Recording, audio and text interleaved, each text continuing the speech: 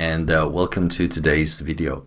Today we'll be talking about languages in a globalized world, what it means to live in a globalized world, and what it means for languages and culture, because those things are actually intrinsically interconnected. Today we want to talk about essentially three things. We're going to talk about globalization as a movement. We'll be talking about the different points of view of what globalization is. We're going to have a look at the impact of languages. And thirdly, I want to talk about different reasons why you maybe now is a good time or even better time than ever before to learn a second or a third language. Let's dive into it. The first thing we want to talk about is, what is globalization? Well, there are plenty of definitions out there on the web. Here's the popular one.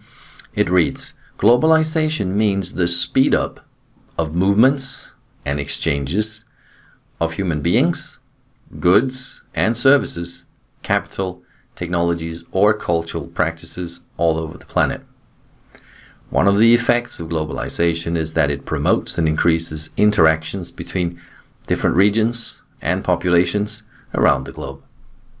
A typical definition there, and on the face of it, it doesn't look very controversial. It looks like globalization is an awesome thing. And in part, it is an awesome thing. But before we go into details, I just want to highlight that, and of course you know that today, there's essentially two very, very different views on globalization. So on the one hand, we have maybe about half of people you're going to meet in life. They see globalization as a benevolent transnational movement. In the process of breaking down barriers, making life better for everyone, exchanging culture, fast access to resources, fast problem solving, etc. Yeah, that's a big group, and they believe that globalization is an awesome thing in terms of culture and also language. On the other hand, we have another very large group, and they're essentially divided into two groups, I should say.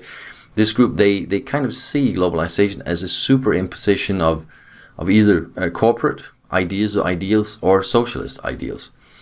They see corporations muscling in, outsourcing jobs, and they see it as a threat to local culture, or they see it as a vehicle for spreading socialism, hindering growth, etc. So, two very conflicting views on globalization. It's important to take note of that as we discuss the importance of languages in a globalized world. So first of all, let's talk a little bit about what does it mean to know a language. So a lot has been said about that over the centuries, but essentially the consensus is that language and culture are interconnected. And it makes sense because everything ever said and ever done in a specific language is recorded, right? So everything said, everything done, every single book written, article, every single thing ever uttered in that language is part of that language heritage and culture. So you can't really separate the two. So knowing a second or third language, of course, has some implications for you as the speaker of that language, which makes it super interesting to speak a third and a second language. We can see that globalization, we see languages spread easily. We have access to many different languages, but we also see the replication of certain power structures as well. And what we also see is that the domination of certain languages and cultures, they lead to the extinction of other languages and cultures. So the argument here is that languages contribute to the formation of culture through vocabulary, greetings, humor, etc. And that language is the substance of culture. So languages, they serve as important symbols of group identification and the feeling of togetherness. That sense of where I belong. So you can definitely argue that without a language, people would lose their cultural identity. We get, on one hand, the ability through one or more languages to perceive new horizons and to understand new things. And that's a beautiful thing. We increase the understanding of ourselves and our place in the world and our neighbors. So languages have been and continue to be the very lifeline of globalization. We could argue that without language there would be no globalization in the first place, and vice versa. Without globalization, there would be no world languages. So they are interconnected. Let's briefly touch upon the dark side of a globalized world and languages in a globalized world. So in rough numbers, there are around 6,500 different natural languages in the world today, but only 11 of them account for the speech of more than half the world's population. Now let that sink in for a while. That's a lot of different languages. Most of them are quite small, obviously, but only 11 of the languages account for the speech of more than half the world's population. So those 11 languages are Mandarin Chinese, Spanish, Hindi, French, Bengali, Portuguese, Russian, German, Japanese, Arabic, and English. So those are the 11 big ones. An estimation based on research is that somewhere between 4,000 and 9,000 languages have become extinct since the 15th century. And research shows that only 10% of the present languages will continue into the 22nd century. So what we're seeing here is the effects of gravity. As certain languages become very powerful and the cultures behind them, and vice versa, you're seeing people gravitate towards those languages, speak those languages to get better access to opportunities, jobs, etc. And that means that other languages and cultures, ideas, concepts, etc., built into those cultures eventually will become extinct. We have an interconnected world. We have multilingual persons that hold these linguistic groups together. And this pattern and these connections, they will also correspond to aspects of world order. So as certain languages are more powerful than other languages, they take control culturally and linguistically. And of course, talking about this, we have to talk about the language English, which is different from any other language in that it has a significant number of non-native speakers. Now, how many, you ask? I'm glad you asked. There's no specific answer to the question, but we know that around 4% of the world's population, 4, are native speakers of English. But we also know that around 25% of the world's population speak English as a second language. And that's an incredible statistic. So just about 2 billion people speak English as a second language. So all these things, of course, they lead to what we can best describe as the language squeeze. We have languages that are on the brink of extinction. And simply because a lot of those small languages have fewer than 5,000 speakers, it is hard to see how these languages and cultures will survive. It is hard for someone who's interested in languages not to feel this as a very, very sad development. It may be inevitable, and that's the way things are. Things happen in life. You know, we have spring, summer, autumn, and eventually everything dies out. But it still is a sentimental thing to see happening, because as we know by now, we're not just losing a language, we're losing part of the global culture. So I think a relevant question by now is, okay, so English is spoken by almost 2 billion non-native speakers. Does that make English an unstoppable force? Well, so far it has been, in the sense that English has been important in areas such as computing and diplomacy, medicine, shipping, especially entertainment, the computer industry, you name it. Which means that it is a very, very strong center of gravity. And so you have, again, those two groups with contrasting views. One see English as a positive thing, so symbolizes employment, education, modernity, technology. And for the other half, they see it as something like it is English that is going to eliminate identity, wipe out interests and cultures. We're going to see values being equalized, and they definitely see it as a bad thing in the world, this expansion of English. So we have those two different arguments. So here's an interesting thing I wanted to add. I call it the shifting center of gravity, because if you extrapolate that out, you may think, okay, English, the English culture, American culture, let's call it that, as United States is still the most powerful country in the world. So will American values or the American value system, will that dominate the world completely? And you can make a good argument that it will not. And this is sometimes referred to as the revenge effect. And what is meant by that? Well, as more and more non-native speakers start speaking English, what's going to happen? They make it their language. And that also means that they don't necessarily over time assume all the, in this case, American values or North American values. They make it their own. They change the language and intrinsically changes culture as well. So it's entirely possible that we're going to see a shifting center of gravity where the conqueror, to use sort of a bit of a silly word maybe in this context, but the conqueror becomes the conquered. That's entirely possible. So as it's put here, I think the ultimate challenge going forward when we talk about languages in a globalized world, the ultimate challenge is this. The great difficulty is thus considering the unity of the many and the multiplicity of the unity.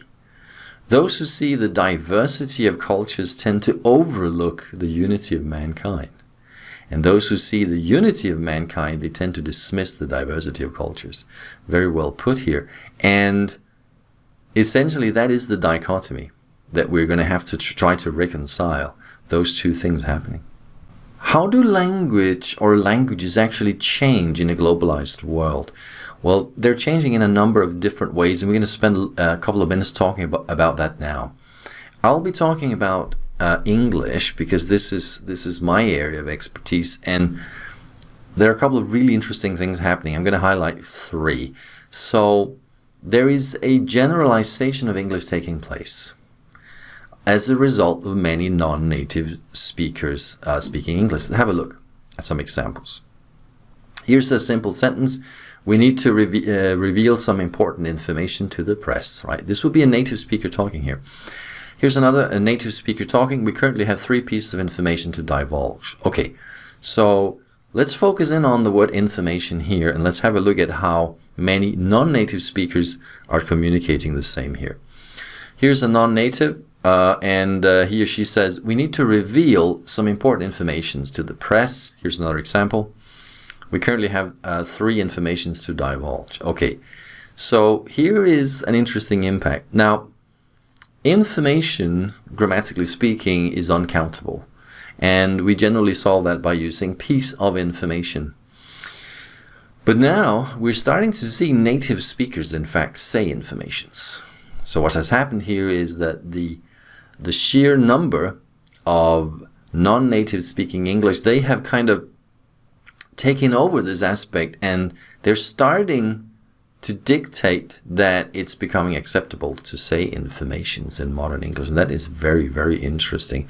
It's not quite there yet, but it's close to becoming accepted.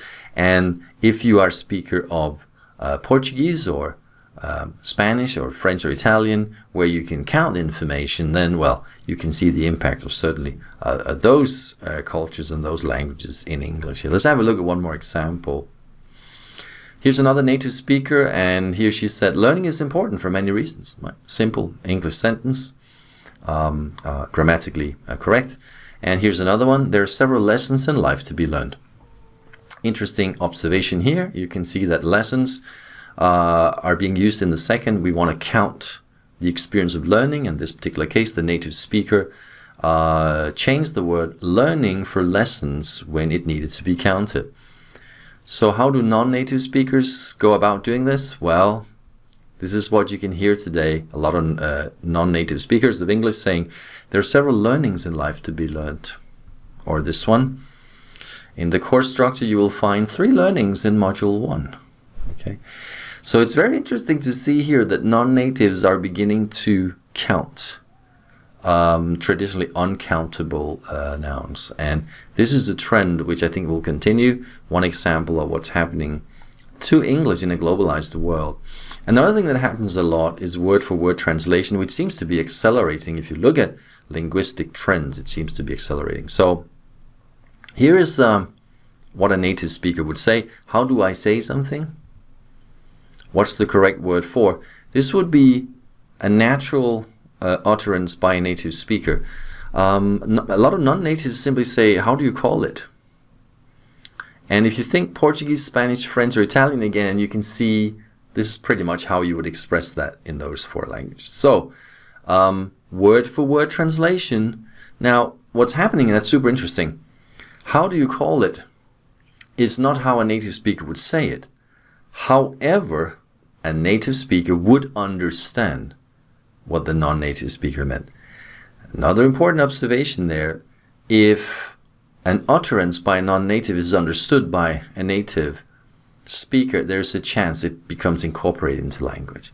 Now, if there is no bridge, if it is not understood, then the non-native, they have to transform it into something else. But here you can see that because the native speaker understood it, it lingers on in language and eventually could be accepted, as this is becoming accepted as well. Finally, let's talk about simplification of grammar. Here is an interesting example. Report to be sent by noon, verification needed. This is pretty much accepted English today, but grammatically, if you were to look at it, where's the article? So we actually have both an article missing and a verb missing. Same case for verification needed. The verification is needed, or a verification is needed, or was needed. So examples of how non-native use here simplifies things. Here's another one. You like pasta? Is quite common native speakers today say. And here the normal question would be, do you like pasta? Or did you like pasta when you were a kid, or something like that. So the do, auxiliary do for questions, has predicted to disappear within the next 20, 30 years, which is entirely possible. This one here, you hungry? Where's the verb to be here? You would normally say, are you hungry? Is she nice? So here we actually have an affirmative, but we raise the intonation like we would do in Portuguese, for example. She's nice. So again, we're seeing simplification of grammar, and we're seeing an assimilation of grammar taking place all over the world. The limits of my language mean the limits of my world. I think there's a lot of truth to that. Once you learn a second or a third language, the accumulated understanding of the world that you have, that you possess, is going to increase. It's super interesting. So here are some of my arguments for why now is a great moment to learn a second or third language. So now there are typical views of why you should learn a language. They generally fall into 2 categories. So one is, I need language, I need English, for example, to pursue professional goals. That's what I call a narrow objective, and it's super valid, it's super important to have English for job opportunities today. Another group are people who say, you know, when I'm traveling, I'm out and about, I'd love to be able to talk to people there, either in their native language or in English, etc. So when I travel, I need to have a second or a third language. Here are a couple of arguments why I think learning a second or a third language is super important. I simply think life is more interesting and more beautiful if you understand more than one language, literally to help in the process of breaking down barriers. And I think that's a great argument for learning another language. More than ever before, we've seen the need for finding solutions faster. We do that best if we're able to meet people in another language or in their language. So learning a second or third language can help us understand other people better, and it'll also enable us to find solutions faster to the many problems and challenges that we face. We also, the better able we are to work together, the more accelerated growth that we get, the more growth we get, the better able we are to innovate and solve problems as well. So that's kind of linked to my previous argument. Given the choice between being a passenger in our own lives or actually participating and taking control, I belong to the latter group. I want to participate. I want to be part of the decision-making process. And your ability to communicate with other people is super, super important in that process as well. This one, potentially, is the most important argument. When you learn a second or third language, you will be better able to comprehend current affairs better able to try to find out which news stories are correct, which ones are not. As you well know, today the world is locked in a battle, a tribal battle, between groups that have individual truths. And this in large part can be attributed to the way the internet is monetized today through advertising. So advertisers, they want to keep your attention span for as long as possible. And they do that best by serving information that you are interested in. So politically speaking, let's suppose that you politically lean left. That means that the algorithms in Facebook, LinkedIn and Twitter and so forth, they will give you more content that leans left. The result is you will lean further left. Conversely, if you politically lean right, you're going to get more information on the right, which means that over time you will lean more right. What do we get out of that? We get the world we have today, with tribes on the left and on the right pointing fingers and saying that those guys over here are wrong and those guys say those guys over here are wrong. So, a great investment today for you as a human being is to learn a second or third language and be able to make your own choices and not be part of those two groups pointing fingers, but trying to get qualified, verified information from the source and not depend on algorithms to tell you what is true and what is not. Of course, as the job market is fast changing through artificial intelligence, machine learning, and the new economy which is emerging now, where more and more people are working long distance, global access to job opportunities is of course super important. More and more people might be living in Brazil but working for an American company, etc., etc. So again, another super important argument.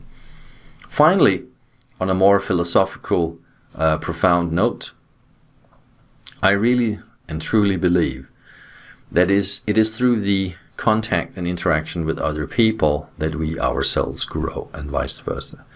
So I'm a big fan of the idea that if you truly want to unravel your full potential, you kind of need to look out and you need to speak with people from different walks of life, different countries, different cultures as much as you can. It's going to give you insights. You will learn more about yourself by doing that, and you're going to learn more about other people, and it will bring you on a path which is probably a desirable one for you and for the world as a whole. I like to say that nobody knows in life why we're here, and nobody knows what our purpose is. But if we can leave the world just a little bit better than we found it, we probably served a purpose anyway. And I think language and understanding more than one language will make that journey easier. So ultimately, language is what makes us what and who we are.